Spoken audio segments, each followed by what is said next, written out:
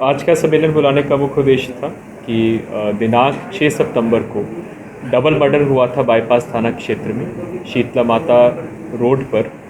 लगभग समय 7:30 बजे दो युवक थे, चंदन कुमार और सौरभ अभिनंदन। ये लोग जा रहे थे बाइक पर और इसी में ही दोनों को गोली मारकर उनकी हत्या कर दी गई थी। ये काफ़ी सेंसेशनल केस था और एकदम ब्लाइंड केस था। तो जैसे ही इस घटना का पता चला, साथ के साथ ही पुलिस हरकत में आई। जहाँ से ये लोग निकले थे और किस किस के साथ थे, हम लोगों ने डेटा कलेक्ट करना शुरू किया। ये अज्ञात के ऊपर केस करवाया था। दोनों के जो मृतक के घर वालों ने अज्ञात के ऊपर केस करवाया था।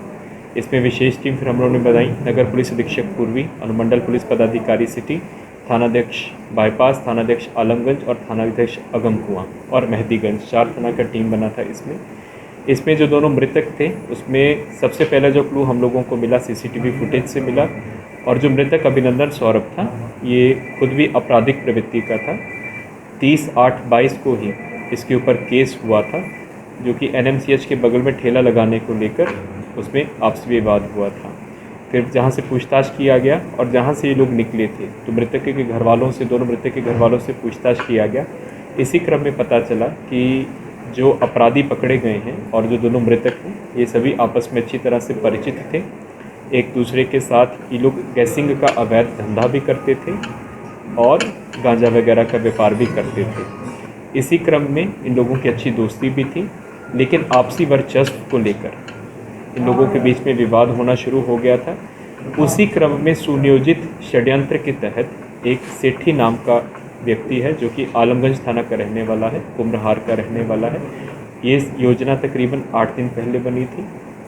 इसको विश्वास में लेकर ये दोनों लड़कों को, चंदन को और अभिनंदन सौरभ को, उसी के घर में ही जो तीनों अपराधकर्मी पकड़े गए हैं, भर दिन उसके साथ रहे हैं, उसी के घर पे रहे, सारा दिन उसके ऊपर वॉच रखा और दारू पिए, खाना खाए। और शाम को उसको विश्वास में लेते हुए इन दोनों लड़कों को बुलाया कि हम तुम लोगों को लेकर चलते हैं और पार्टी करते हैं। इसी क्रम में लोगों ने बीच में जो शूटर्स थे उनको रखा हुआ था। और जैसे ही जो दोनों मृतक हैं बाइक पर अपने घर से निकले हैं, थोड़ी दूर बाद जाके इन्होंने शूटर्स को इशारा किया है और दोनों को वहाँ पे इनकी हत्या हो गई थी। इसमें टोटल 3 अपराधकर्मी पकड़े गए हैं। एक का नाम संजय कुमार केसरी है उर्फ चीकू, जो कि गुलजारबाग आलमगंज का रहने वाला है।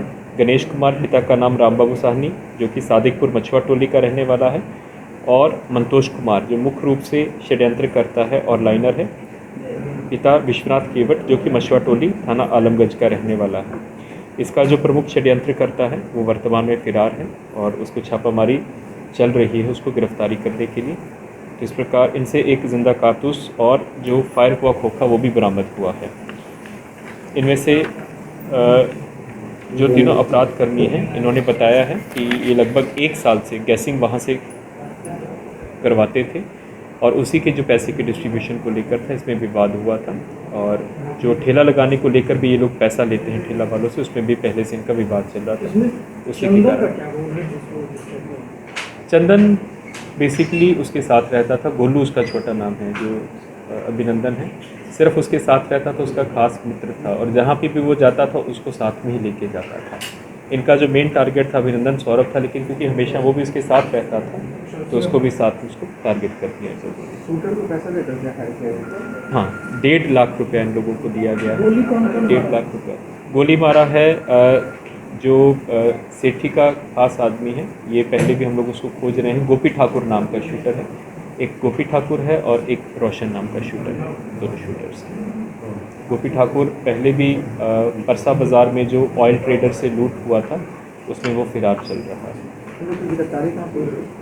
ये इनकी गिरफ्तारी आलमगंज से ही हुई है। ये सभी लोग आलमगंज के ही रहने वाले हैं। सर, ये कहीं ना कहीं ये पूरा मामला गैसिंग से जुड़ा हुआ है। राजधानी पटना में भी कई गैसिंग के अड्डे हैं जो खुलेआम चल रहे हैं, उसको लेकर पुलिस क्या कुछ कार्रवाई है? आप जान रहे हैं कि बहुत से मीडिया कर्मियों ने हम लोगों को कुछ वीडियो, शायद आपने भी भेजा था, हम लोगों को वीडियो भेजा था।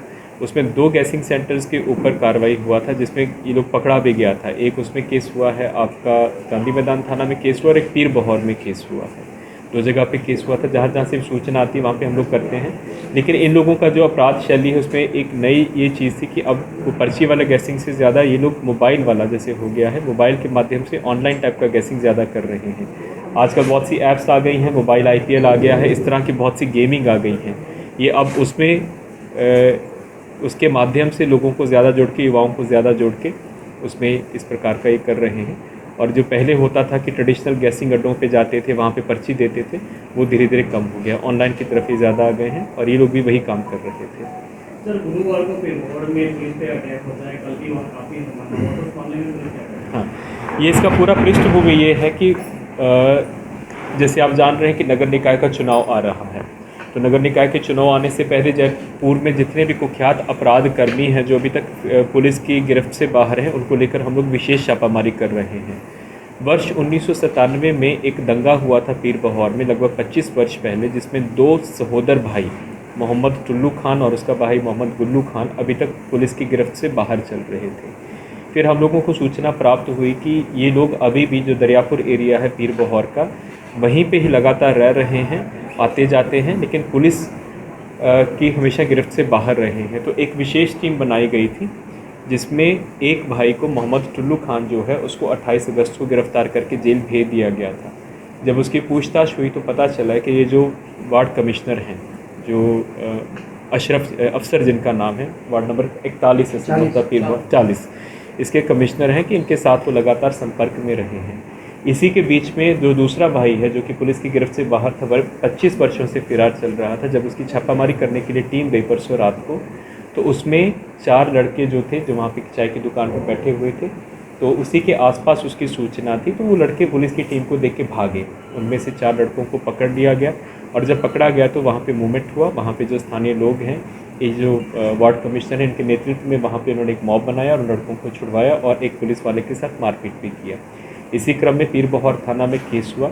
केस में जो मोहम्मद सरफराज हैं, जो कि उसके एक अभियुक्त थे, कल उनको पकड़ के थाना लाया गया था। तो पुनः ये जो वार्ड कमिश्नर हैं वहाँ पे थाना पे आकर उन्होंने हंगामा किया। पूरा जो घटना है CCTV में कैप्चर्ड भी है।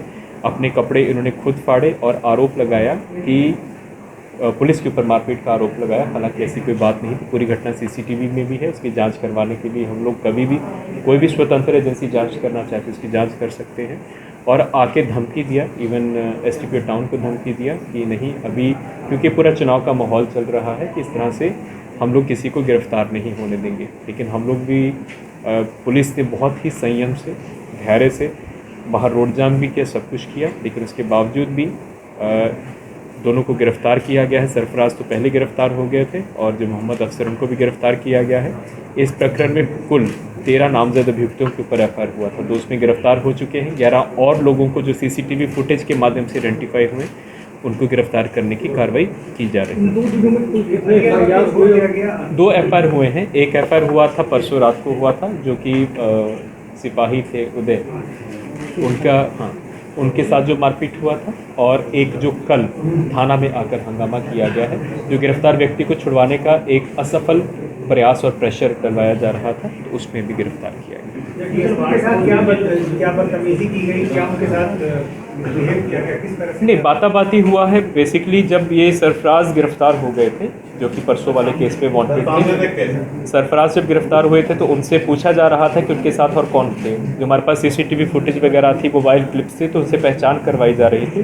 तो उसमें अचानक जो वार्ड कमिश्नर है मोहम्मद अफसर, वो तुरंत आ गए और उन्होंने बोला कि नहीं, इनको गलत रूप से गिरफ्तार किया गया है। उसी में ही जब बाहर बहुत ही ऊंचा बहस करना शुरू कर दिया, जो मोहम्मद सरफराज की अपनी बेटी भी थी, वो भी इनफैक्ट उसको साथ में लाए थे, बहस करना शुरू कर दिया कि नहीं, हम लोग इनको छुड़वा के ले जाएंगे, हम थाना को घेराव करेंगे। उसी क्रम में फिर पुलिस उपाधीक्षक नगर जो थे वहाँ पर गए थे और उनको बोला गया था कि इस तरह से आप कानून को अपने हाथ में लीजिए, आपका जो भी ग्रीवांस होगा आप लोग अपना भी एप्लीकेशन दीजिए, इसका भी जांच होगा। लेकिन इन लोगों को था कि हम लोग किसी तरह से उसको छुड़वा के ले जाएँ, प्रेशर लेके चले जाएँ। लेकिन वहाँ पे हमारे पास पुलिस फोर्स था, आसपास के थाना भी थे और उसी में ही हाथापाई की और धमकी दिए कि हम लोग देख लेंगे, हर जगह पे देख लेंगे, हम लोग घेराव कराएंगे, रोड जाम करेंगे और मॉब को मोबिलाइज़ करेंगे। लेकिन कोई भी उनका मंसूबा सफल नहीं हो पाया और उसी क्रम में थाना में डिटेन किया गया और आज उनको न्यायिक हिरासत में फॉरवर्ड कर दिया।